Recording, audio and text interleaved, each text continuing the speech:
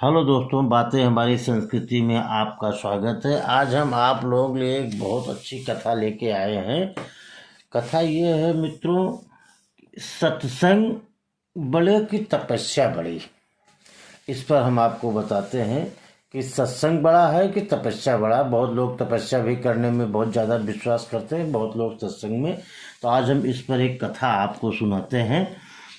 तो महर्षि वशिष्ठ का नाम तो आप लोगों ने सुना ही होगा। महर्षि वशिष्ठ तप तप तेज क्षमा और धर्म विश्व विदित हैं। इनकी उत्पत्ति के संबंध में पुराणों में कई प्रकार के वर्णन मिलते हैं, जो कल्प भेद की दृष्टि से सभी ठीक हैं। वशिष्ठ जी की पत्नी का नाम अरुंधति है। ये बड़ी ही साध्वी और पतिव्रताओं में अग्रगण्य है, मतलब सबसे आगे रहती हैं पतिव्रता वगैरह में।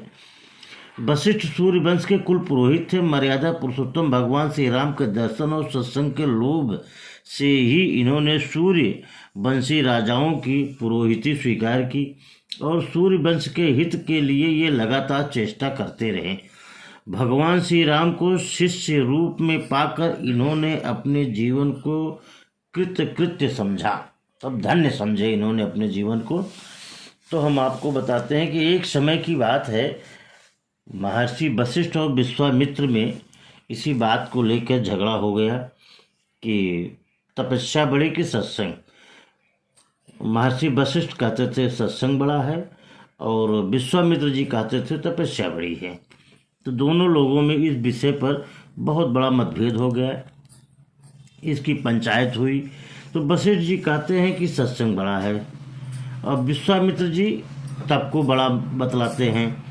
अंत में दोनों पंचायत कराने के लिए शेष जी के पास पहुँचे। इनके विवाद के कारण को सुनकर शेष भगवान ने कहा कि भगवान, आप देख रहे हैं मेरे सिर पर पूरे पृथ्वी का भार है। इस समय आप दोनों में कोई महात्मा थोड़ी देर के लिए इस भार को अगर उठा ले तो मैं सोच समझकर आपका झगड़ा निपटा दूँ, मतलब जो आपकी पंचायत है इसका मैं समाधान कर सकता हूँ। तो विश्वामित्र जी को अपने तप पर बड़ा भरोसा था। उनको बहुत विश्वास था कि मैंने इतनी बड़ी हमारी तपस्या है तो हम अपने तपस्या के बल पर इसको रोक ही लेंगे। तो उन्होंने अपनी 10,000 वर्ष की तपस्या का फल देकर पृथ्वी का भार उठाने चाहा, परंतु उठा न सके।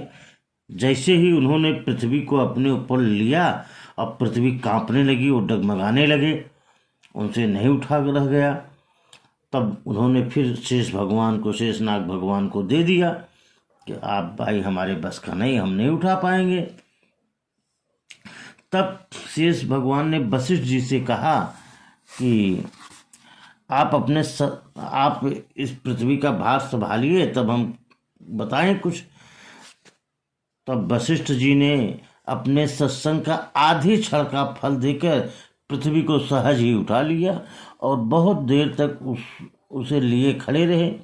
विश्वामित्र जी ने शेष भगवान से पूछा कि इतनी देर हो गई, आपने निर्णय अभी तक क्यों नहीं सुनाया? तब शेष भगवान ने हंसकर कहा कि ऋषिवर, निर्णय तो अपने आप ही हो गया है। जब आधे क्षण के सत्संग भी बराबरी 10,000 वर्ष के तप से नहीं हो सकती है, तब आप ही सोच लीजिए कि दोनों में कौन बड़ा है। सत्संग की महिमा जानकर दोनों ही ऋषि प्रसन्न होकर लौट आए।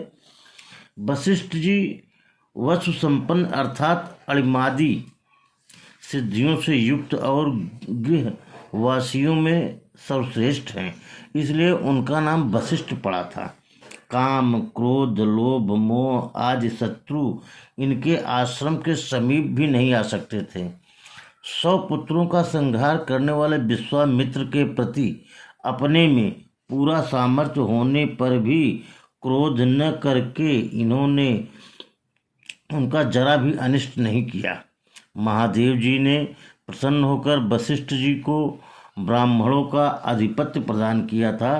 सनातन धर्म के मर्म को यथार्थ रूप से जानने वालों में वशिष्ठ जी का नाम सर्वप्रथम लिया जाने योग्य है। इनके जीवन की विस्तृत घटनाएं रामायण, महाभारत, देवी भागवत, विष्णु पुराण, मत्स्य पुराण, वायु पुराण आदि ग्रंथों में उल्लिखित है। तो मित्रों, आप ये जान लीजिए कि क्या श्रेष्ठ है।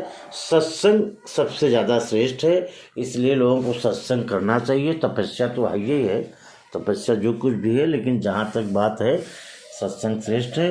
अगर हमारे चैनल के माध्यम से आपको ये जानकारी अच्छी लग रही हो, हमारे चैनल से जुड़े रहिए और हमारे चैनल को लाइक करिए, जिससे कि जो भी अच्छी अच्छी जानकारियाँ हों आपके पास तक ये पहुँचती रहें।